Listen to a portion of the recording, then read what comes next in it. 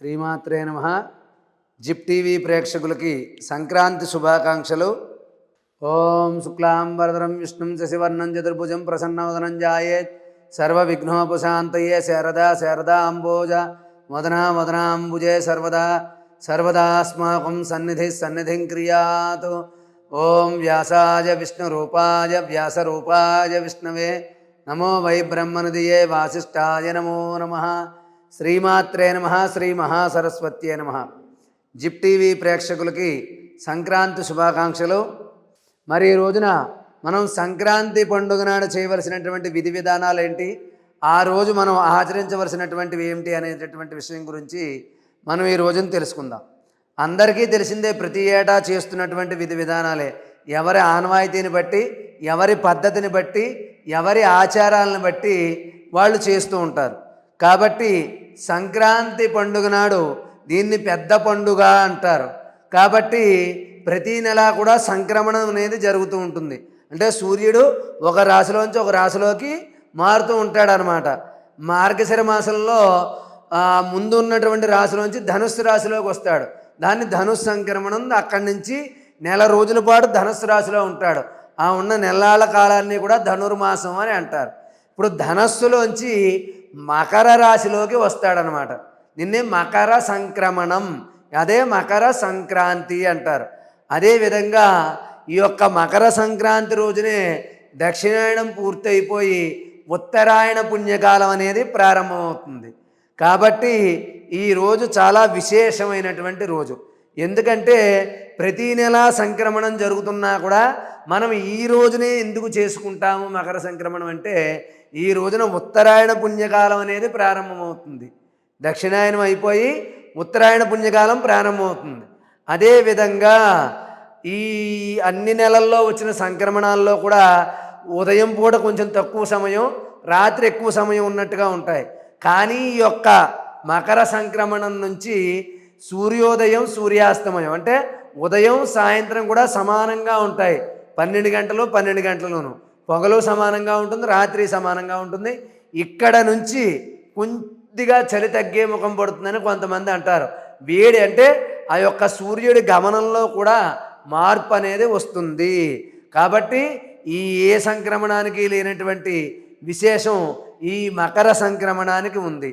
ఈ మకర సంక్రాంతి నాడు మనం తప్పకుండా ఆ యొక్క పెద్దలకు పెట్టడం అనేది అంటారు. కాబట్టి సంక్రమణ రోజున ఉత్తరాయణ పుణ్యకాలంలో గతించినటువంటి పెద్దలు ఎవరికైనా సరే వాళ్ళ పేరు చెప్పి అన్నదానం కానీ, వస్త్రదానం కానీ, కొంతమంది బ్రాహ్మణులకి ఆ పెద్దల పేరు చెప్పి స్వయం పాకం, వస్త్రాలు, ఇంకా కలిగితే ఏవైనా వస్తువులు దానం చేయడం అనేది విశేషమైనటువంటి పుణ్య ఫలితాన్ని మనకి కలగజేస్తుంది. కాబట్టి సంక్రాంతి పండుగ నాడు మనం నూతన వస్త్రాలు ధరించడం, ఇష్టదేవతని కులదేవతని ఆరాధించడం, బంధువులతో అందరితో కలిసి పిండి వంటలు అవి కూడా చేసుకుని వాటిని ఆరగించడంతో పాటు పెద్దలకి పెట్టడం అనేది చెప్పదగినటువంటి సూచన. ఈ రోజునాడు పెద్దలకి తర్పణం విడిచిపెట్టి వాళ్ళ పేరు మీద చేసేటటువంటి దానాలు కానీ, ఏదైనా సరే వాళ్ళ పేరు చెప్పి చేసే అన్నదానం కానీ, వస్త్రదానం కానీ, లేకపోతే ఏవైనా మీకు తోచినవి మీ పెద్దల పేరు చెప్పి ఆ రోజున చెయ్యడం. అదేవిధంగా ఆ రోజున ఒక పీట మీద వాళ్ళ ఫోటో పెట్టి ఒక దండ వేసి దీపారాధన చేసి మీ యొక్క పెద్దలని నమస్కరించుకున్నట్లయితే ఈ మకర సంక్రాంతి నాడు పెద్దలకి చెయ్యడం వల్ల అటువంటి వాళ్ళు ఎవరైనా పుణ్యలోకాలకు వెళ్లకుండా ఉండిపోతే వాళ్ళందరూ కూడా తరించి పుణ్యలోకాలకు వెళ్తారు. వాళ్ళు పుణ్యలోకాలకు వెళ్తే మన గోత్రము, మన వంశము అన్నీ కూడా అభివృద్ధిలోకి వస్తాయి. కాబట్టి మీరు పండగ అంతా కూడా చాలా ఘనంగా జరుపుకోండి, చేసుకోవాలని కూడా ఆశిస్తున్నాను. అదేవిధంగా పెద్దల పేరు చెప్పి తప్పకుండా ఈ సంక్రాంతి నాడు దాన ధర్మాలు అనేవి క్రమం తప్పకుండా చెయ్యాలి. ఇలా చెయ్యడం వల్ల పితృదోషాలు ఏమైనా ఉంటే తొలగిపోతాయని చెప్పి కూడా అంటారు. అంటే పితృదోషానికి సంబంధించినటువంటి పూజలు అవన్నీ కూడా చేసుకోవాలి. అదేవిధంగా మనకి వినాయక చవితి వెళ్ళిన తర్వాత 15 రోజులు మహాలయ పక్షాలని, పెద్దల రోజులని వస్తాయి. అటువంటప్పుడు కూడా చెయ్యొచ్చు.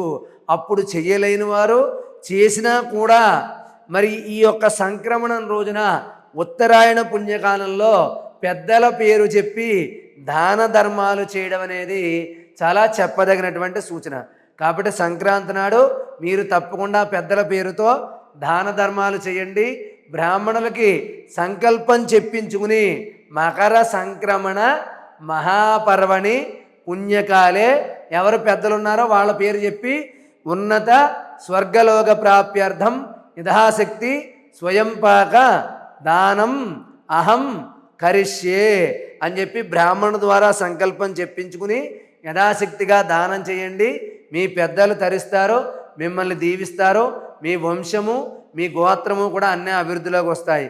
కాబట్టి మీరందరూ కూడా సుఖ సంతోషాలతో బంధుమిత్రులతో సంక్రాంతి పండుగ చక్కగా జరుపుకోవాలని, అదేవిధంగా పెద్దలకి యథాశక్తి దాన ధర్మాలు చేసి వాళ్ళు తరించాలని, వాళ్ళ దీవెనలతో పాటు నా దీవెనలు కూడా మీకు అందిస్తూ సర్వే జనా సుఖినో భవంతు. స్వస్తి.